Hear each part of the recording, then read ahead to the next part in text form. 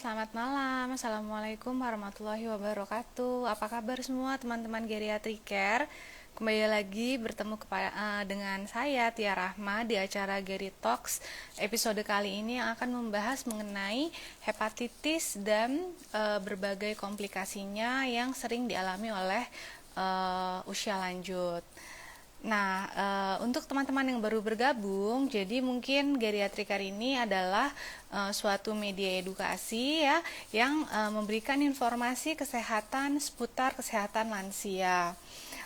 Dan juga mungkin kalau misalnya nanti teman-teman ada beberapa pertanyaan terkait dengan tema kita malam ini, silahkan tuliskan di kolom komentar atau bisa dituliskan di question box. Hari ini kita akan bersama-sama membahas mengenai hepatitis bersama sahabat saya, Dr. Saud Nababan. Beliau adalah seorang yang berkecimpung di dalam bidang hepatologi. Oleh karenanya nanti mungkin teman-teman bisa banyak bertanya dengan beliau ya. Dan kelihatannya beliau juga sudah hadir. Nah, halo Dr. Saud. Halo, selamat malam. Halo Ut, apa kabar? Baik, ini videonya harus begini apa Enggak, begini? udah kayak tadi aja Ut. Baik, ini Jadi udah benar ya? ini bener dong. Jadi ini Oke. IG live pertamanya Dokter Saud ya. Aduh, Saud makasih ya waktunya buat Oke, udah aku ganggu-gangguin gitu. oke. Saud ini kelihatannya teman-teman alhamdulillah juga udah ada beberapa yang bergabung. Nah, aku tuh tadi ngejelasin sama teman-teman. Jadi di tanggal 28 Juli kemarin ya, itu kan hari hepatitis sedunia ya, Ut ya. Nah, mungkin aku manggilnya Saud-Saud aja karena kita temenan nggak apa-apa lah ya, gitu kan. Jadi ya jadi kalau dari tema setiap tahun tuh kan WHO mengeluarkan tema ya Ut untuk hepatitis gitu ya. Nah, tema yang sekarang nih kalau nggak salah yang aku tahu apa sih bringing apa sih eh pokoknya Hepatitis pengobat C, ya ya, bringing hepatitis care closer closer gitu ya. Artinya gimana to, caranya ya. supaya masyarakat tuh lebih mudah mendapatkan pelayanan terkait hepatitis gitu. Nah, Ut, ini kan karena namanya geriatric care, jadi memang kita akan menghubungkannya dengan usia lanjut. Walaupun sebenarnya komplikasi-komplikasi yang terjadi akibat hepatitis tidak harus dialami oleh usia lanjut ya, Ut ya, gitu. Tapi seringkali karena mungkin perjalanan penyakit hepatitis itu kronis, nah muncul-munculnya itu mungkin komplikasinya pada saat usianya sudah lebih tua. Nah, mungkin teman-teman nih, Dokter Saud ada beberapa ada yang mengirimkan pertanyaan, tapi mungkin sebagai pembukaan, uh, Dokter Saud bisa nggak sedikit menjelaskan apa sih hepatitis itu, ada berapa jenis, terus sebenarnya hepatitis yang dimaksud sama WHO yang ini tuh yang mana sih gitu, Dokter Saud? Silakan, Ut. Ya, jadi hepatitis itu sebenarnya dari apa? Dari katanya ya, Hmm, hepar itu maksudnya apa? Hati. ya. Kemudian yang itis-itis di belakang itu maksudnya peradangan. Jadi sebenarnya hepatitis itu secara umum Hmm, mau bilang bahwa ada peradangan di hati gitu. hmm, Nah, penyebabnya sih macam-macam. hmm, Memang yang paling sering itu virus. ya. Ada virus hepatitis, ada hepatitis A, B, C, D, E, Hmm, dan sebagainya. hmm, Tapi bisa juga disebabkan oleh sebab-sebab lain, misalnya hmm. yang paling sering juga sekarang yang udah mulai kasusnya mulai banyak itu misalnya karena perlemakan. Pola Jadi makan bisa hati. juga Hmm, ya hmm, peradangan bisa juga karena perlemakan. ya. Kemudian yang sering juga kita temuin itu karena ini penggunaan obat-obatan ya, jamu Iya, atau herbal betul. yang di masyarakat kita kan masih Banyak sering ya. ya pengguna banyak dan itu Betul. sering juga kita temuin kasusnya gitu. Jadi betul, betul. hepatitis itu overall mau bilang bahwa ini ada peradangan di hati. Di hati. Ya, jadi jenis penyebabnya tadi cukup banyak ya, Ut ya, selain tadi hepatitis virus, bisa karena drug induce. Kadang-kadang kita juga sering ya pasien-pasien yang minum obat-obatan TBC gitu ya, terus Ya, mengalami efek sampingnya berupa drug induce hepatitis. Atau mungkin satu lagi nih ya, Ut ya, autoimun sekarang kan juga lumayan ya. ya, Walaupun ya, kasusnya mungkin nggak terlalu banyak, tapi ada jarang. juga, Mhm. iya, gitu. Nah, kalau untuk yang tadi nih, kan kita juga kenal nih mungkin tahu ya ada hepatitis akut, ada hepatitis kronik gitu ya. Mungkin teman-teman masih agak bingung nih hepatitis akut tuh yang mana sih sebenarnya yang bisa bikin komplikasi tuh hepatitis yang mana nih jenisnya gitu. Dan beberapa jenis hepatitis itu loh yang dari A, B, C gitu mungkin ya. Dokter Saud ya, gimana tuh? Iya, hepatitis, ya jadi peradangan di hati itu Mm-mm. bisa aja manifestasinya akut mendadak, maksudnya Betul. ya. Ya. Pasiennya bisa kuning, Hmm. buang air kecilnya jadi lebih gelap ya, Hmm. seperti teh, kemudian Hmm. gejala-gejala saluran cerna seperti Hmm. mual, muntah, atau mungkin demam-demam meriang, Hmm. itu tanda-tanda akut. Oke. Nah, kalau yang kronis itu merujuk kepada perjalanan peradangannya yang sudah kronis. Biasanya sih kita pakainya sih 6 bulan. Jadi kalau ada infeksi yang sudah lebih dari 6 bulan, kita bilangnya itu hepatitis virus kronis misalnya. Ya. Tapi memang kadang-kadang kalau udah kronis begitu, kadang-kadang bisa tampilannya akut gitu. Hmm. Misalnya Akut on kronik. hepatitis, iya Iya. hepatitis virus Heeh. kronis, Hmm. terus tiba-tiba daya tahan tubuhnya turun, Turun. virusnya eh, ini apa eh, bangkit gitu ya. Hmm. Nah, itu bisa dia jadi akut gitu. Ya. Jadi Ya. akut sama kronis selain ngomongin waktunya tadi, tapi juga manifestasi ininya, penyakitnya ya, Penyakitnya. Ya. gejalanya ya. Betul, betul. Jadi walaupun hepatitis B itu tergolong yang kita kenal dengan hepatitis kronik, tapi dia dalam bentuk penyakitnya juga bisa berupa akut gitu kalau Bisa. ada Ya. tanda-tanda yang tadi ya, Ut ya. Hmm. Jadi Ut gini, mungkin kalau yang dari WHO itu kan mereka bilang bahwa kita nih mau mencoba untuk mengeliminasi si virus hepatitis, ya nggak sih? Jadi mungkin yang Ya. dimaksud adalah virus-virus hepatitis yang memang sudah artinya sudah jelas akan menyebabkan beberapa komplikasi gitu ya ke depannya yang cukup berat tentunya komplikasinya. Nah kalau aku nggak salah baca tuh WHO bilang bahwa mereka maunya paling tidak berapa ya 80% katanya ya pasien-pasien yang hepatitis tuh B dan C itu bisa terdeteksi dan dari yang terdeteksi ini paling enggak 60% tuh harus ditreat gitu dan bahkan Ya. kalau C mereka kepengennya bisa undetected gitu ya virusnya ya. Hmm. Nah, jadi Ya. itu kan sebenarnya PR kita sama-sama ya, Ut ya, karena memang Hmm. mungkin saat ini pun kan kadang-kadang karena hepatitis itu di awal tidak bergejala, jadi mungkin kadang-kadang taunya itu sudah dalam tahap yang lebih lanjut sampai ke yang Hmm. komplikasinya gitu. Nah, mungkin Dokter Saud bisa jelasin nggak sama teman-teman faktor risiko apa saja sih khususnya untuk yang dua ini nih, Dokter Saud, yang hepatitis B dan hepatitis C, gitu. Faktor-faktor Ya. risikonya tuh seperti apa? Ya. Jadi hepatitis B dulu kali ya. Jadi Ya, kalau hepatitis B itu di Indonesia itu ya, transmisinya atau penyebarannya itu paling banyak vertikal. Vertikal tuh maksudnya dari ibu ke ke anak. bayi anaknya. Ya, Uh, hmm, uh, Bentuk transmisi lain, penyebaran lain itu horizontal. Jadi ya, misalnya ada paparan terhadap darah, ya, hmm, eh, misalnya apa namanya, kalau misalnya tenaga kesehatan tuh misalnya ketusuk jarum, ya, hmm, hmm, kemudian mungkin kalau kita misalnya cukuran ya, hmm, cukuran, hmm, ada darah, hmm, ya, hmm, atau gosok gigi, ya, toothbrush, itu juga hmm, juga bisa gitu. Mm-mm. Jadi Mm-mm. umumnya dua dua dua mode penyebaran itu kalau hepatitis B. Nah, kalau Ya. yang hepatitis C Hmm. itu biasanya dari kontak dengan darah. Biasanya Ya. itu apakah itu misalnya lewat jarum suntik Ya. atau transfusi dan Hmm. sebagainya gitu. Kurang Oke. lebih gitu. Ya, jadi mungkin kontaknya adalah melalui cairan tubuh, terutama darah ya, Ya, Dokter Saud. ya, Jadi mirip-mirip sebenarnya sama penularannya HIV nih ya, Dokter Saud ya. ya, Gitu ya, ya. karena seringkali juga memang ini kita temukan juga secara bersamaan pada pasien-pasien dengan Hmm. infeksi virus HIV gitu.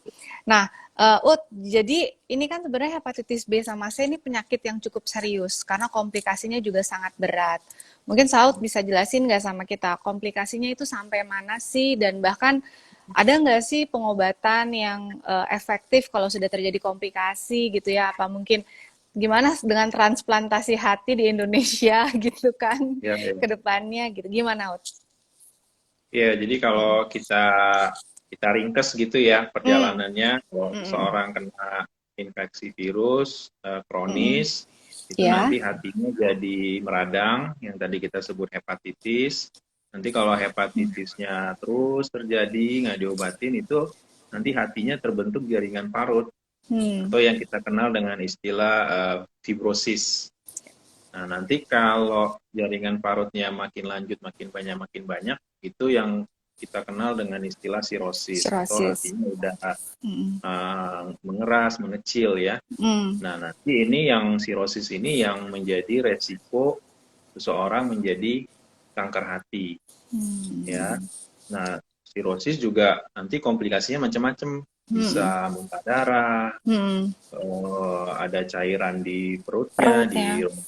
rongga paru, atau Mm-mm. kedua kakinya bengkak, atau mungkin Hmm. bisa aja sampai kesadarannya terganggu ya, Terganggu. Ya. menurun yang kita kenal dengan ensefalopati. Jadi umumnya sih yang kita temuin sih seperti itu. Nah, kalau bisa sih kita cegah ya di Betul. depan ya, Ah, jangan sampai seseorang terinfeksi. Tapi kalau dia ya. sudah terinfeksi, terdeteksi, diketahui menderita hepatitis B kronis misalnya, Mm-mm. itu biasanya dokter akan lihat Hmm. kira-kira bisa diberikan obat atau enggak. Karena obatnya ada Betul.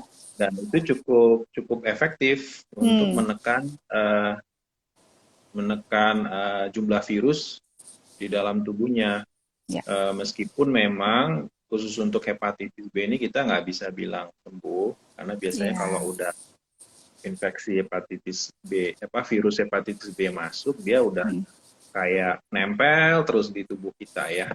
Nah, Hmm. tapi kalau untuk hepatitis C, Ya. kita bisa bilang sembuh dengan pengobatan antivirus yang ada sekarang gitu. Jadi cukup efektif kalau Ya. kalau ditanya tadi apa, dia cukup efektif. Cukup aktif. Iya. Jadi memang sekarang karena modalitas pengobatannya udah sangat maju ya, Ut ya. Jadi Hmm. kayak Ya, ya mungkin hepatitis B itu tadi masih sulit, tapi kalau hepatitis C mungkin kita sekarang udah banyak juga ya orang-orang yang ya, menjalani terapi.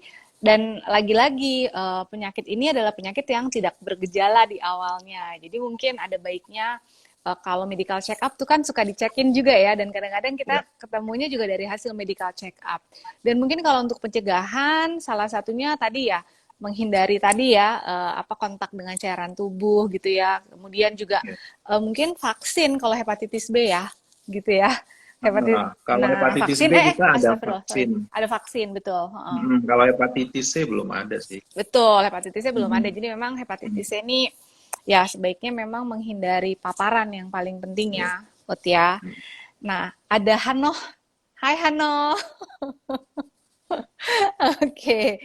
Nah, Ut, ini ada beberapa pertanyaan tadi yang udah aku kirim ya ke Saud juga. Jadi Boleh. dari teman-teman geriatriker nih bertanya mengenai kondisi orang tuanya. Ada yang mau second opinion juga gitu ya. Tapi coba kita lihat satu-satu ya, Ut ya.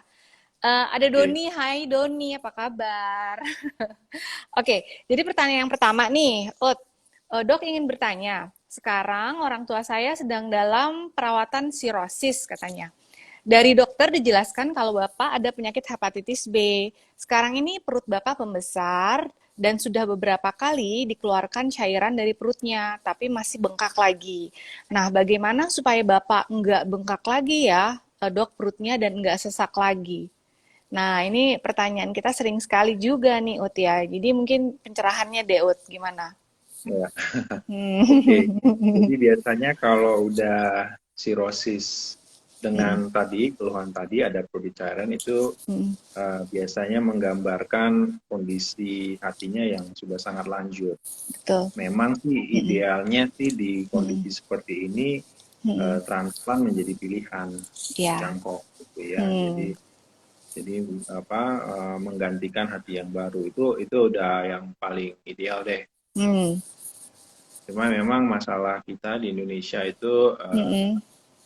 transplant yang dewasa ya. Kalau Hmm. dewasa itu memang kita isunya banyak ya. Salah satu misalnya donor Hmm. keluarga dan juga Hmm. keinginan untuk menjalani transplant di usia Hmm. yang Hmm. lanjut mungkin itu Hmm. jadi pertimbangan sendiri. Betul. Nah, sehingga akhirnya pasien-pasien seperti ini akhirnya harus berobat rutin ke dokter mengkonsumsi obat-obatan. Nah, kalau dengan kondisi perutnya yang sering ada Hmm. cairan, kita ada selalu saranin pasiennya untuk kurangi garam. Karena garam itu Hmm. ngikat air, Iya. dia akan pasti Jadi cepat cepat bengkak. bengkak. Nah, kemudian Hmm. yang kedua Hmm. dengan obat-obatan. Nah, Betul. biasanya kita suka berikan satu atau dua kombinasi yang Hmm. itu nanti kita akan naikkan dosisnya sampai maksimal gitu, Ya. sampai nanti cairannya teratasi. Betul. Nah, ada juga pengobatan seperti misalnya pemberian albumin atau Hmm. protein. Hmm. Nah, itu juga ikut membantu juga Hmm. ngatasi. Cuma Hmm. memang itu cukup mahal Ya. dan idealnya sih kita bisa berikan dalam long term ya. Hmm. Jadi ada Hmm. pemberian albumin dalam jangka panjang itu ya itu juga bisa ngatasin cairan. Nah, cara Hmm. lain ya tentunya tadi yang sudah dilakukan tadi yaitu dengan istilahnya nyedot ya, nyedot Ya, cairan dikeluarin ya langsung dari cairannya. mulut itu Hmm. harus cairannya. Cuma memang kondisi ini pasti akan terus berulang, Iya, jadi bisa akan berulang ada lagi gitu ya, juga. Saud ya. Ya, Hmm. ya, ya. Jadi mungkin kalau pertanyaannya bagaimana supaya nggak bengkak lagi ya tentunya ya ini karena memang fungsi livernya sudah sangat terganggu ya, Dokter Ya, Saud ya. Jadi memang kelihatannya agak sulit gitu kalau kita memang harus apa ya pengobatannya kan tadi Dokter Saud bilang ya mungkin kalau ini udah sirosis gitu ya ya mau nggak mau transplant. Tapi karena memang belum ada maksudnya di Indonesia juga belum cukup lazim dilakukan. Jadi ya memang salah satu caranya adalah tadi dengan kontrol rutin ke dokter dan dilakukan fungsi cairannya gitu ya, dokter Saud fungsi ya. cairan ASI tes. Ut, ini ada Doni Nefro, konsultan ginjal hipertensi kita nih. Oh, Jadi Doni mau tanya, jadi ada pasien geriatri yang sudah didialisis katanya, kena hepatitis C gitu. Nah, dia bertanya HCV RNA-nya udah nggak terdeteksi, tapi kenapa anti HCV-nya masih positif ya gitu. Gimana tuh? anti Uh, HCV itu antibodinya. hmm, Jadi antibodi itu dibentuk oleh sistem imun tubuh. hmm, Jadi itu akan ada terus di dalam dalam tubuh kita ya, gitu. Jadi kalau seseorang dideteksi antibodinya positif yaitu karena dia mungkin pernah terpapar atau sedang terpapar atau sedang kena infeksi dari virus hepatitis C-nya. Jadi badannya membentuk antibodi. Cuma memang antibodinya hepatitis C ini tidak protektif. oke, Jadi okay. makanya seseorang kalau screening kita cek antibodinya, tapi Hmm, berikutnya kita cek jumlah virusnya. Gitu. hmm. Oke, oke. Jadi artinya kalau misalnya virus tidak terdeteksi ya memang masih mungkin anti HCV-nya positif gitu ya, Ut ya? Iya, Betul karena itu kan? antibodi yang membentuk adalah Iya, badan kita sendiri, sistem betul. imun kita. Jadi makanya untuk kriterianya sembuh itu adalah HCV RNA ya, Ut ya, jumlah Iya, virusnya. betul. Gitu. Nah, Betul. kalau dia udah on treatment, Ut, jadi sekalian tanya deh aku, dia udah on treatment, sudah undetected, kita perlu ulang lagi berapa lama tuh HCV RNA-nya untuk lihat ada relapse atau enggak? Karena kan HCV sering banget Ya, juga ya Ut, relapse. ya, Gimana ya. tuh Ut? Jadi kalau dia udah selesai dengan pengobatan yang terkini yang saat Ya, ini, biasanya nanti kita cek lagi 12 minggu setelah akhir pengobatan. oke, Gitu. Itu biasanya udah oke. cukup. Nah, Udah kalau cukup dia negatif itu kita udah bilang dia sembuh. Gitu. sembuh. Dan kita nggak perlu Ya, evaluasi lagi ya. Artinya kita nggak perlu ulang enggak. lagi Ya, anti HCVR, oh sorry, enggak. HCVRNA-nya itu ya. Ya. Tapi mungkin Oke. kalau Hmm. dia sudah sirosis Hmm? hatinya tetap kita Mm-mm. encourage untuk tetap kontrol tiap 6 bulan untuk USG-nya. Ya, betul. HCPR-nya kita nggak akan ulang, tapi untuk untuk sirosisnya kita tetap Mm-mm. suruh untuk evaluasi tiap 6 bulan untuk Ya, lihat hasil. fibroscan gitu ya, kayak fibroscan Ya, gitu-gitu ya, Ut ya, ya. USG ya. Oke, oke. Mudah-mudahan menjawab ya, Dokter Doni ya. Nah, terus nih, Ut, ada pertanyaan yang kedua. Jadi, pertanyaan kedua ini, Dok, apakah benar penyakit hepatitis B itu bisa menimbulkan kanker hati? Bapak baru ketahuan ada sakit hepatitis B 1 tahun lalu, dan sekarang ini saat periksa USG, dokter curiga ada tumor di livernya, dan kemungkinan besar adalah kanker hati. Nah, ini bagaimana pengobatannya, Dok, kalau sudah sampai jatuh ke kanker hati? Gimana, Ut? Ya. Jadi Hmm. benar, jadi hepatitis B Mm-mm. itu Mm-mm. eh, karsinogenik lah gitu ya, virus Ya. yang bisa Mm-mm. menyebabkan kanker. Jadi Mm-mm. pasien-pasien hepatitis B itu Mm-mm. merupakan Mm-mm. pasien-pasien resiko tinggi untuk kanker hati. Makanya kita Mm-mm. selalu encourage Mm-mm. pasien-pasien hepatitis B untuk deteksi dini dengan Ya. USG tiap 6 bulan untuk Mm-mm. melihat. Nah, Mm. kalau sudah terdeteksi, kita biasanya yang kita lakukan adalah yang pertama memastikan dulu apakah betul ini kanker hati. Itu Ya. bisa dilakukan dengan Mm-mm. pemeriksaan imaging, Mm-mm. misalnya CT scan atau MRI, atau Mm-mm. dengan Mm-mm. dikombinasi dengan pemeriksaan penanda tumor dari darah. Mm. Nah, kalau dia confirm, yang kita Mm-mm. lakukan yang berikutnya adalah staging. Jadi Ya. menentukan kira-kira beban tumor, kemudian stadiumnya itu kira-kira Sampai mana? seberapa berat sampai Ya. mana. Nah, itu nanti yang Mm. menentukan pilihan Pengobatan. terapinya, Iya. pengobatan. Tentunya Mm. semakin prinsipnya sih semakin awal kita temukan, tumornya semakin kecil, itu opsi terapinya lebih lebih banyak dan angka kesembuhannya gitu ya itu lebih tinggi Lebih dibandingkan kalau tinggi. tumornya sudah lebih besar, beban tumornya Betul. lebih besar, itu tentunya Betul. lebih lebih sulit ya. Iya. Oleh karenanya memang kita harus menganjurkan evaluasi USG setiap 6 bulan yaitu untuk mendeteksi Ya, ada atau tidaknya si tumor ya, ini. Jadi mungkin ya. untuk si Mbak ini nanti bisa evaluasi ke dokter yang bersangkutan mungkin untuk dilakukan evaluasi lebih lanjut nih mengenai tumor hati papahnya. Nah, kemudian ada dokter Aya katanya, halo dokter Saud, dokter Rahma. Keren banget deh kalian. Aduh ya, please deh. Kata Doni, terima kasih Dokter Saud, Dokter Rahma, amazing. Masih. Saud nih masih agak malu-malu karena IG live pertama. Nanti mudah-mudahan yang kedua, yang ketiga udah keluar aslinya ya, Ut. Oke, Saud, ini kita lanjutin ya pertanyaan yang dari direct message nih.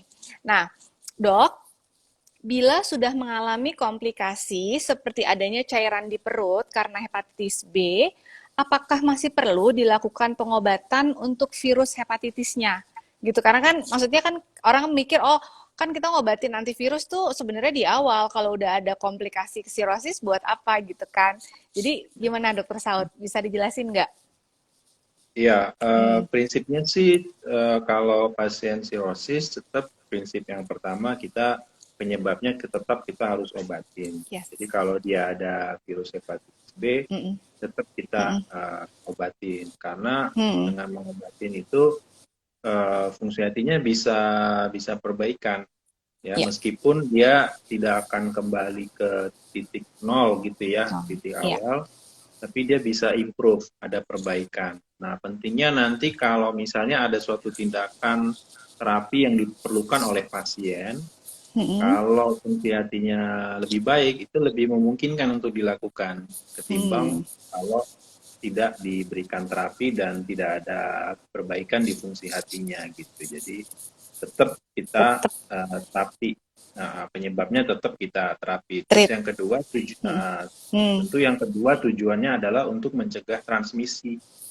Jadi Hmm. tentunya supaya yang kontak dengan pasien, misalnya yang satu rumah, mungkin dia belum belum pernah vaksin, Atau mungkin tapi pasangannya ikut ya, suami atau istrinya. pasangannya, Oh. mungkin ikut merawat dan Mm. sebagainya. Tentu Mm-mm. dengan mengobati, tentu itu nanti akan menurunkan resiko transmisi juga.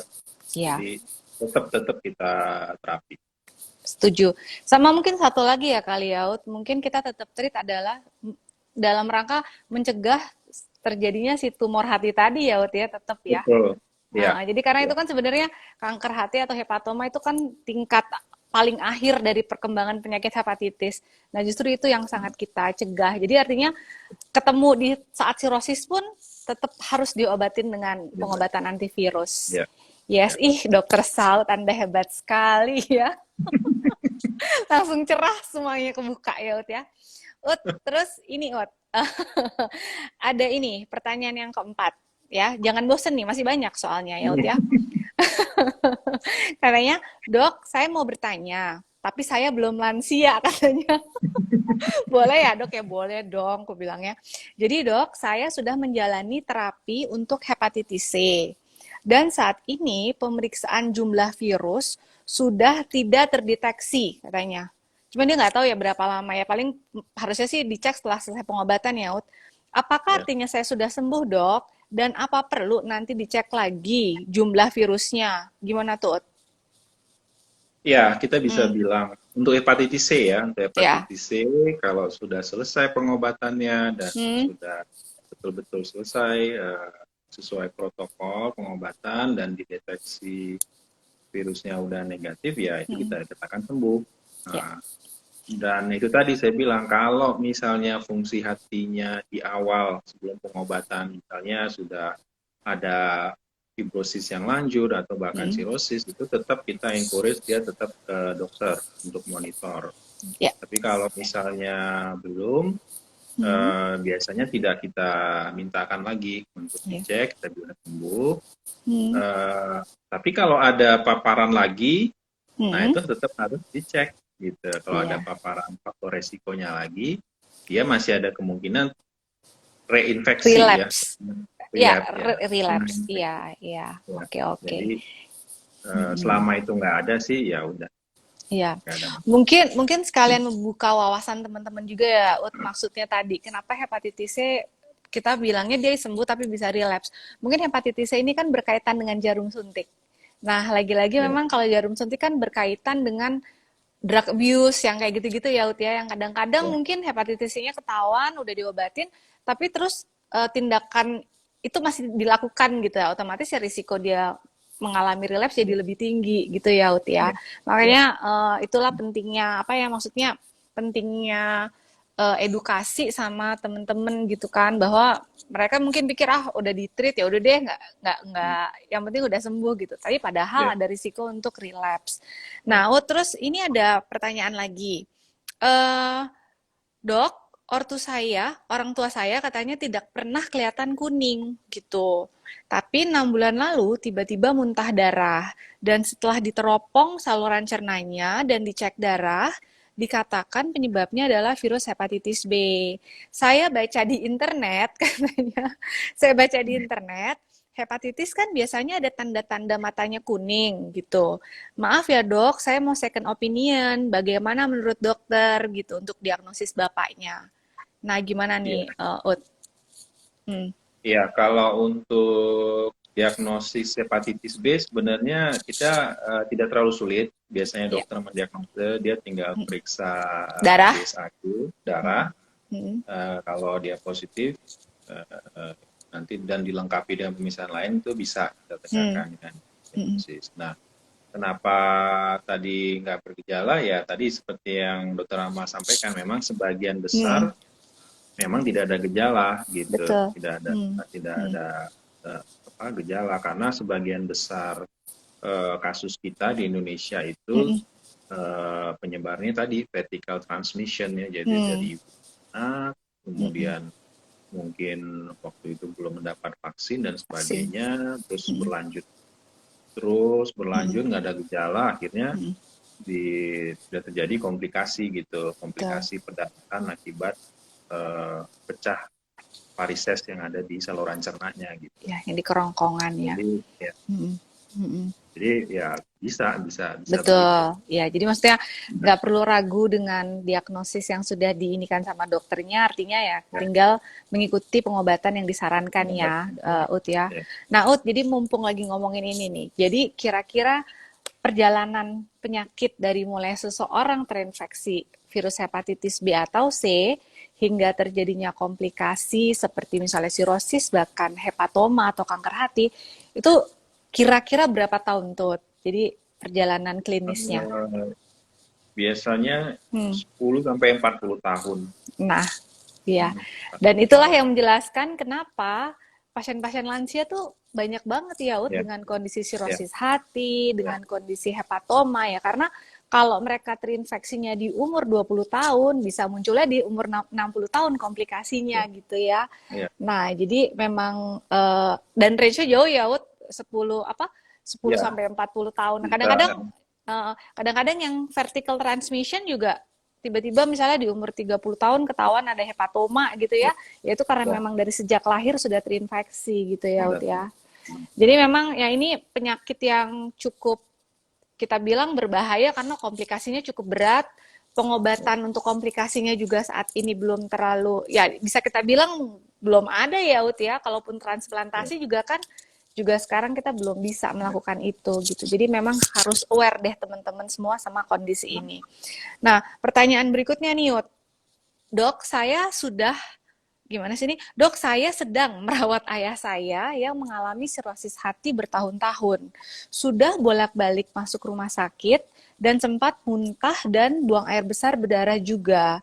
Tapi dicek virus hepatitisnya negatif. Nah, ini kira-kira penyebabnya apa ya, Dok? Gitu. Mungkin gimana nih, Ut? Jadi dia cek Ya, virus BC-nya negatif. ya. Hmm. Ya, jadi tadi yang seperti saya sampaikan ya, Ya, hepatitis itu tidak hanya disebabkan oleh virus, ya. tapi bisa juga karena perlemakan, bisa Hmm. juga karena drug induce, obat-obatan.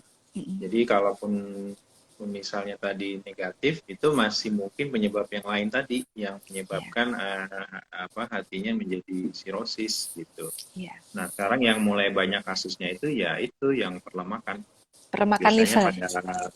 pada pasien-pasien dengan diabetes mellitus, hipertensi, Ya, kegemukan. Nah, itu betul. biasanya kalau kita periksa virusnya negatif, tapi karena ada komplikasi perlemakan di hati, Hmm. terus berlanjut-lanjut, itu bisa juga menjadi sirosis dan Terus. akhirnya ya jadi komplikasi perdarahan tadi. Nah, ya. Jadi mungkin kalau teman-teman nih melakukan USG abdomen, teman-teman yang muda-muda deh, ini kan kelihatannya banyak yang muda nih yang nonton ya, Ut. Terus kemudian nggak sengaja baca assessment-nya atau kesimpulannya ada fatty liver. Nah, fatty liver ini jangan dianggap enteng, ya. Ya, Jadi ya. harus tetap di-treat fatty livernya supaya mencegah yang tadi ya, Hmm. perkembangan penyakit liver kronis akibat perlemakan hati atau fatty liver tadi. Gitu. Ut, ini dari direct message sih pertanyaan terakhir ya, dan aku lihat di sini kayaknya belum ada yang tanya lagi. Dari direct message pertanyaan terakhirnya, Dok mau bertanya, apakah untuk Nah, tadi sebenarnya udah kita jawab, tapi ini mungkin agak beda nih. Dok mau bertanya, apakah untuk pasien dengan sirosis hati, bila diobati dengan antivirus, bisa sembuh total? Terima kasih, Dok. Gitu. Tapi ini udah sirosis nih, gitu. Ya. Gimana? Hmm. Uh, Jadi sirosis itu juga ada ininya ya, ada apa namanya range-nya gitu Derajatnya. ya, derajatnya. Kalau Hmm. dia sirosis hatinya di awal gitu, Hmm. di awal itu masih bisa reversible gitu, masih bisa bagus. Nah, Kembali, kita ya. Heeh. kembali kita banyak Hmm. ketemu pasien-pasien yang untungnya kita bisa detect di awal, belum ada Hmm. komplikasi dan segala Hmm. macam, benar-benar Hmm. di awal sirosisnya, Hmm. begitu dia minum obat, kita Hmm. ikuti tiap 6 bulan, USG, Hmm. fibroscan, Mm. itu bisa bagus gitu Mm. dengan pengobatan gitu. Iya, Cuma kalau dia sudah dengan komplikasi, umumnya sih yaitu tadi tetap kita treat supaya tidak memperburuk fungsi hatinya yang kondisinya. ya, dan juga tadi untuk mencegah transmisi, mencegah kanker hati dan sebagainya. Oke, jadi memang sekarang karena modalitas pengobatannya juga sudah sangat maju ya, Dokter Saud ya. Jadi pokoknya tetap harus di-treat gitu ya, dan ya kadang-kadang kan pasien-pasien cirrhosis ini udah capek berobat ya, Ut ya. Karena ngerasa lelah gitu, mondar-mandir masuk rumah sakit karena mesti dipungsi gitu. Dan beberapa kali mungkin mesti diikat tuh kerongkongan Endoskopi. pembuluh darahnya, Ya. endoskopi. Jadi kayaknya mungkin mereka kehilangan kehilangan harapan gitu ya. Tapi pokoknya ya di sini kita sama-sama kasih semangat juga sama keluarganya nih, karena kan tadi ada yang sedang merawat orang tuanya. Ya, ya. Ya mudah-mudahan dengan pengobatan yang tepat ya semuanya bisa diatasi. Nah, Ut, karena nggak ada pertanyaan lagi dari direct message dan juga di sini, mungkin sebagai kesimpulan pembicaraan kita hari ini dan pesan-pesan buat teman-teman yang hari ini nonton, gimana, Ut? Oke, jadi kemarin kan kita World Hepatitis Day ya, tanggal Hmm, 28 April, dan itu dari pemerintah, dari Kemenkes itu saat ini penekanannya ke pencegahan, ya. jadi prevention. Jadi buat teman-teman kalau bisa periksa, periksa. Jadi Ya. periksa darah untuk deteksi awal, Hmm, untuk mengetahui apakah dia menderita hepatitis B atau C. Nah, sip. kalau bisa dideteksi awal, kita bisa treat awal, itu mudah-mudahan tadi yang komplikasi-komplikasi tadi yang sudah kita diskusikan itu mudah-mudahan nggak akan terjadi. Gitu. Jadi Terjadi. yang penting sekarang kayaknya penekanannya di prevention, pencegahan dan early detection. Itu aja sih, Mbak. Oke, oke, oke. Jadi kita screeningnya dengan hepatitis B, kita periksa HBsAg dan anti HCV untuk hepatitis C. Nah, aku rasa sih mungkin hari ini tuh kayaknya pertanyaannya ini, tapi apa sih, mewakili semua ya, Ut ya. Jadi kayaknya komplikasi-komplikasi sirosis, hepatitis itu sudah muncul semua pertanyaannya gitu. Termasuk juga ada pertanyaan dari konsultan ginjal hipertensi tadi. Iya deh, terima kasih banyak buat waktunya. Oke, Besok-besok kita baik. undang lagi Saud untuk topik-topik yang lain Sip. ya, terkait Oke. Aku tadi di Hmm. depan lupa bilang, Saud ini juga sebagai staf divisi hepatologi RSCM FKUI. Kemudian juga Saud ada di Rumah Sakit Kencana kan? RSCM Prakteknya Kencana. Iya, RSCM RSCM. Iya. RSCM Iya. Kencana sama Iya. MRCC ya. Ya, Siloam Siloam MA MRCTC Semanggi. Semanggi. Nah, jadi mungkin teman-teman kalau ada yang mau konsultasi sama Dokter Saud, mau bawa papa, mamahnya, atau dirinya Ya, sendiri, silahkan di dua rumah sakit itu. Oke, ya. Kalau mudah-mudahan mau early detection bisa datang. Nah, ya, silahkan ketemu Ayo dokter. kita deteksi screening. Ya, setuju ya. Sekalian ngobrol-ngobrol sama Dokter Saud yang cetar membahana, ya. Ya udah. Makasih banyak buat waktunya. Oke, Semoga obrolan kita makasih. bermanfaat dan lain kali Saud ada waktu lagi. Teman-teman geriatriker juga terima kasih banyak yang udah menyimak. Mudah-mudahan apa yang kita bicarakan ini bisa membantu teman-teman dalam merawat orang tuanya di rumah. Saya Tia Rahma undur diri bersama Dokter Saud. Sampai jumpa di Geri Talks episode berikutnya. Selamat malam. Assalamualaikum. Dah Saud. Makasih ya, Ud. Ya, Aku N ya. Dah. ya.